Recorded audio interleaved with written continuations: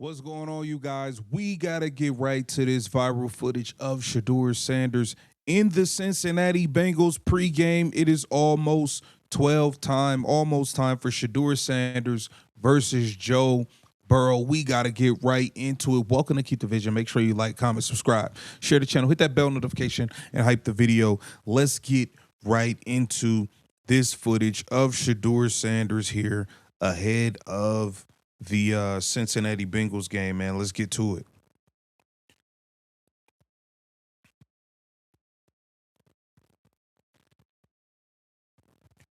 Oh, yeah, it's going to be a good day. I can already see it's going to be a good day for Shedeur Sanders throwing the ball versus this Cincinnati Bengals defense, man. This defense stinks. Their defense is not good.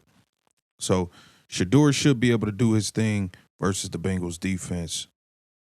It looked cold out there, though. I ain't gonna lie. It definitely looks cold out there. Let's see here.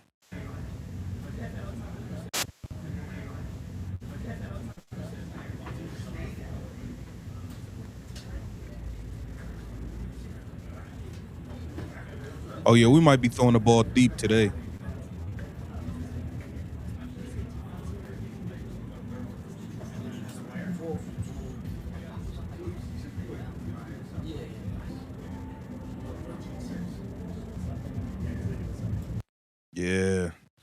Yeah, it's about that time.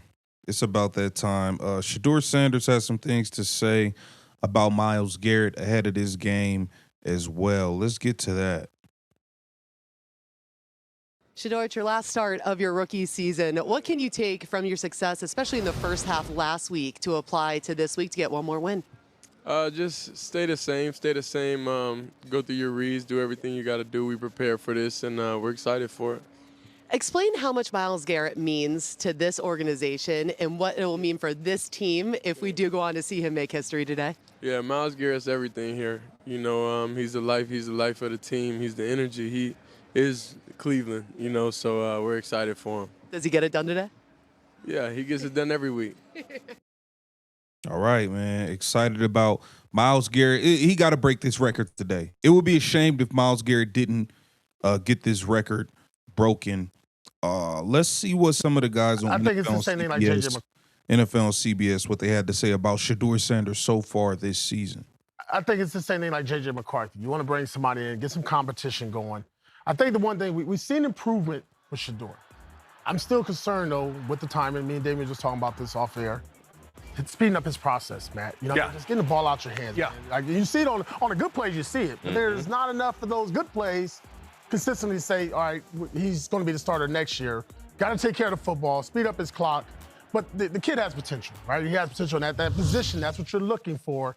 And depending on what happens at their head coaching position, right? If that stays with Kevin, or unless they move on.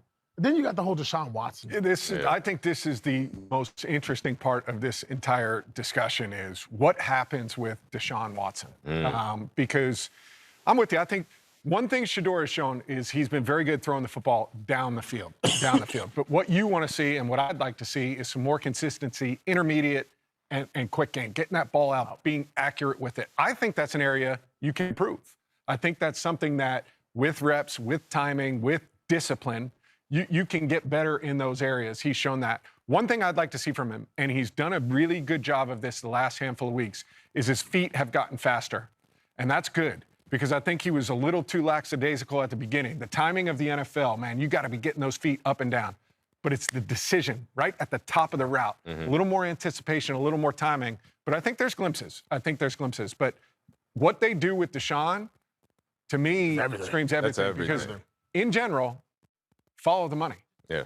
That's usually who ends up on the field. Right. Even though they've come out and said it was a mistake, that contract was a mistake, but either way, they're still Amanda. They said it. They came out and said it. Yeah, the front office, we heard from them. They did. But going back to... But they're still living in that. Yeah, they are. They're still you have having to pay them. You made that bet. You do have to lie in it. But what I will say is you both hit on the critiques of Shedeur, and you both hit on the fact that he has shown promise to where he can play in this league. But going back to your point, Matt, about having that even keel quarterback, that's the thing about Shedeur Sanders that I will always advocate for. High or low, he's the same guy. Whether you love him, whether you don't like him, he is the same guy. So with that potential that you've shown, with the deficiency in your game that, like you said, you can improve on with the right coaching, with the right guys around you. Having that type of next page mentality that Shedeur's had through the draft process, through not being the starter, through the highs and lows of becoming the starter, that is what you want to see in a quarterback.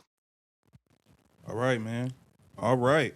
Let's get the Unc and Ocho, man, as they talked about Kevin Stefanski. And I don't understand how people are.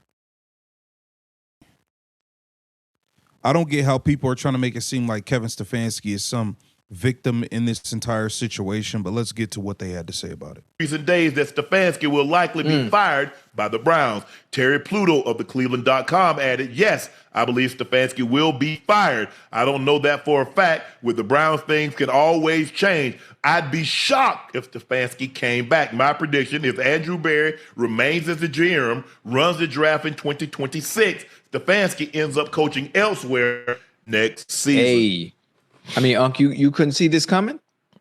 I mean, sure, everyone else could see it. I know he's a two-time coach of the year, but four losing seasons, some of the most egregious play calling and decision making this year.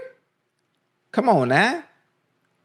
But that's what baffles me, Ocho. This notion that somehow you're supposed to have a lifetime contract. Now, we've seen that. Now, if you leave Tom Brady, Tom Brady should have been able to play.